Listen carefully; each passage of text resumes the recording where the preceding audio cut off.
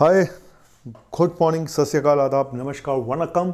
आपका अपना डॉक्टर नवनीत कालरा रहेगा आगे आपके सामने फिर वही घिसा पिटा show, doctor Navneet Kalra show. और बंदा ये बिंदास है और तू क्यों उदास है? बंदा जब ये बिंदास है तो तू क्यों उदास है? मैं हूँ ना। और एक ऐसा टॉपिक लेकर आया हूँ आज कि जो बहुत ही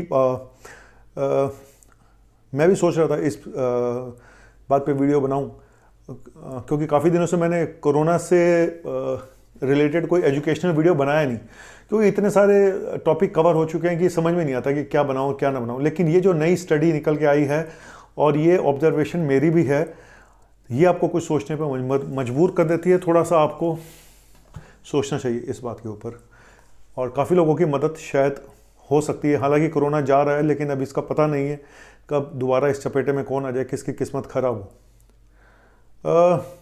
पहले जो कोविड के सिम्टम थे, जो हम देखते थे कि पेशेंट जनरली जब कोविड होता था तो ज़्यादातर पेशेंट सीरियस 8वें दिन से लेके और 12वें दिन के बीच में होते थे। 8 से 9वें 10वें दिन पे ये पीक आता था उनकी सीरियस होने का।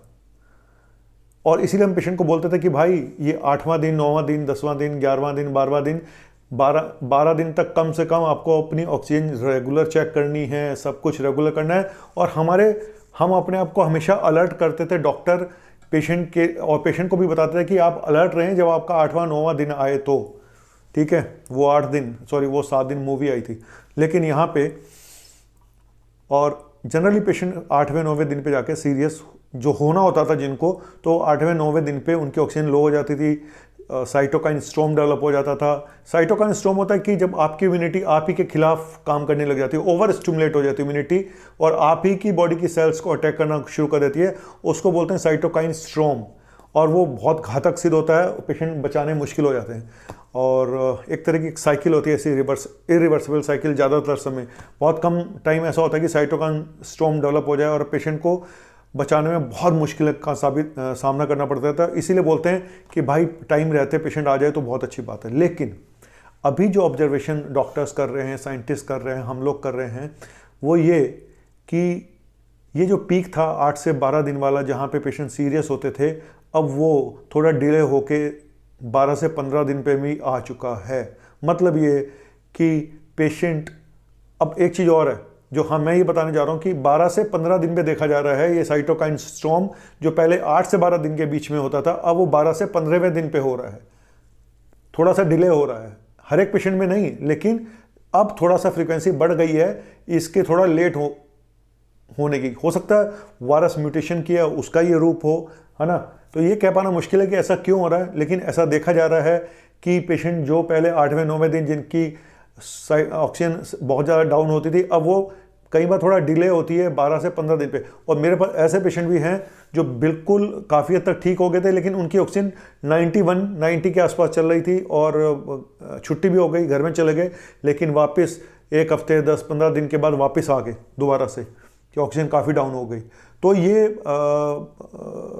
एक चीज़ और भी है कि 9वें दिन पे हम ये लोग ये मान लेते हैं कि जी हम नेगेटिव हो जाएंगे। अब हमारा कोविड से हम नेगेटिव हो जाते हैं, 9वें 10वें दिन पे आके हमारी रिपोर्ट नेगेटिव आनी शुरू हो जाती है, तो हम सेफ हैं। तो इसलिए भी कहीं ना कहीं जब इंसान 10 दिन के बाद, जब उसका सब चीज़ ठीक चल रहा होता है, आपका कोविड 1 तारीख को आया मान लो, और 9 तारीख के आसपास आपका 10 तारीख को आपने रिपीट टेस्ट कराया, पता चला कि आप तो नेगेटिव हो गए हो, आप खुशी के मारे चौड़े हो जाते हो। लेकिन और आप अपना ऑक्सीजन चेक करना भी बंद कर देते हो और 2-3 दिन तक ठीक रहते हो आप, उसके बाद अपना ऑफिस निकल लेते हो। लेकिन अचानक 13वें 14वें दिन जाके आपको पता चलता है कि सडन पेशेंट कोलैप्स हो गया। क्यों? वो जो डिले पीक आया उसकी सीरियसनेस होने का, वो थोड़ा डिले हो गया।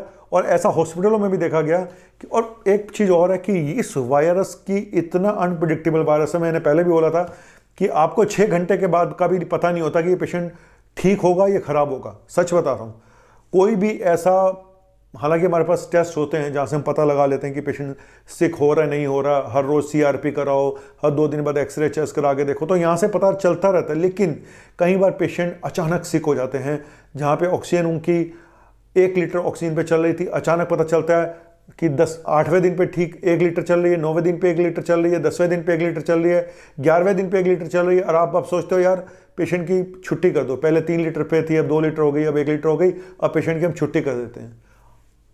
और अचानक अगले दिन पता चलता है कि पेशेंट इतना सिक हो गया कि बचाया नहीं गया। तो ये जो 12 से 15 दिन का एक नया पीरियड आया है, जिसमें कि पेशेंट थोड़ा सा इस टाइम पीरियड पे आके ज़्यादा सिक हो रहे हैं, साइटोकाइन स्टॉर्म डेवलप हो रहा है, थोड़ा डिले जो हो रहा है, ये पैटर्न ये चिंता करने वाला है। इसका मतलब ये है कि हमें और जागरूक रहना पड़ेगा। इसका मतलब ये है कि हमें अपनी ऑक्सीजन, अपनी एक्टिविटीज़, अपने ऊपर जो नज़र रखनी है या अपने घर वालों पे जो नज़र रखनी है, थोड़ी और डिले करनी पड़ेगी। यानी कि मैं बोलूँगा अब पूरे 17 दिन तक, जब तक आपका क्वारंटीन ख़त्म नहीं हो जाता, 15 से लेकर 17 दिन तक आप अपना ऑक्सीजन चेक करते रहें, अपने घर वालों की ऑक्सीजन चेक करते रहें। अगर शुरू से 97, 98, 96 आ रही है तो घबराने की बात नहीं है, लेकिन जिन लोगों की ऑक्सीजन बॉर्डर लाइन चल रही होती है 92, 93 और घर में रह के इलाज करा रहे होते हैं, तो भाई उनको मैं बोलूँगा कि आपको अपने दिन काउंट करने पड़ेंगे। और दिन काउंट करना होता है जिस दिन आपको इन्फेक्शन, जिस दिन आपका टेस्ट रिपोर्ट पॉजिटिव आई, वो नहीं, जिस दिन जनरली हम काउंट करते हैं जिस दिन सिम्टम शुरू हुए। लेकिन बड़ा मुश्किल हो जाता है कई बार ये पता लगा पाना कौन सा दिन चल रहा है। लेकिन बहुत ही पेशेंस चाहिए, बहुत आपको अपने ऊपर, क्योंकि लोगों को लगता है मेरा टेस्ट तो नेगेटिव हो गया, और ये भ्रांति भी है लोगों में कि 9 दिन के बाद तो हम स्टेबल हो जाते हैं, सेफ हो जाते हैं। ऐसा नहीं है। जो एसिम्प्टोमेटिक है वो 9 दिन के बाद सेफ है, जो सिम्प्टोमेटिक है हल्का फुल्का वो 14 दिन के बाद सेफ है, और जो थोड़ा सा भी सीरियस है वो 21 दिन तक भी सेफ नहीं है, ना अपने लिए ना दूसरों के लिए। तो कुल मिला के ये था एक छोटा सा टॉपिक कि आपको अपने ऊपर नज़र पूरे 17 दिन तक रखनी चाहिए। मैं डरा नहीं रहा हूँ, एक नॉलेज है जो मुझे मिली कहीं से, जहाँ से ऑब्जर्वेशनल बाकी डॉक्टर्स भी कर रहे हैं, तो मुझे लगा शायद आपको बताना चाहिए। और ऐसा होता है, और कोविड इतना अनप्रेडिक्टेबल है जहाँ पे आप और कारण क्या होता है अचानक पेशेंट के सीरियस होने का, कि वो 11 दिन तक ठीक था, 12वें दिन अचानक, 13वें दिन अचानक जो सीरियस होता है, कई बार कार्डियक प्रॉब्लम हो जाती है सडन, या फिर पल्मोनरी एम्बोलिज्म हो जाता है, यानी खून का थक्का टूट के कई बार सांस की नली में चला गया या खून की नाड़ी में चला गया, सांस की पल्मोनरी आर्टरी जिसको बोलते हैं पल्मोनरी एम्बोलिज्म, वो हो सकता है। और सिंपल सडन कार्डियक अरेस्ट भी हो सकता है, या मायोकार्डाइटिस हो सकती है, हार्ट से रिलेटेड प्रॉब्लम्स हो सकती हैं। तो बड़ी सारी है, मैं डराना नहीं चाहता हूँ, लेकिन सिर्फ इतना बताना चाहता हूँ कि आप अपना थोड़ा सा पेशेंस रखें और थोड़ा मॉनिटरिंग ज़्यादा करें। और डॉक्टर्स को भी अब बहुत ज़्यादा चौकन्ना रहना पड़ेगा। किसी भी पेशेंट को छुट्टी करने से पहले आपको हर चीज़ देख के और ध्यान से, और मतलब कि अब आप ये जो 12 से 15 दिन हैं इसको लगा के चलिए, ये 3 दिन और भी खतरनाक है। Thank you. खतरनाक क्या है यार, ज़िंदगी खतरनाक बन के रह गई है।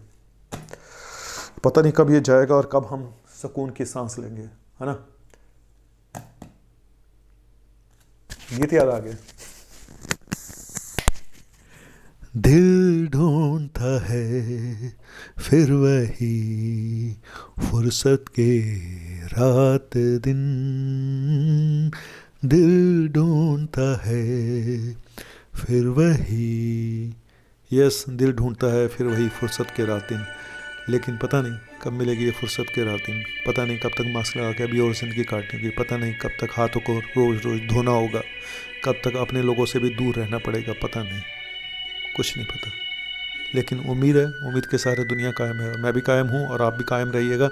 लेकिन अपने बिहेवियर को थोड़ा सा उस मोड पे ना ले जाएं जहाँ से हम वापस ना आ पाएँ, यानी कि सारे प्रिकॉशंस रखने पड़ेंगे। और आएंगी बाहर फिर लौट के आएंगी, दिल ढूंढता है फिर वही फुर्सत के रात दिन, आएगी कभी ना कभी। तो वायरस है, कोई कैंसर नहीं है। Thank you, bye. आपका अपना मुन्ना भाई MBBS, बाय।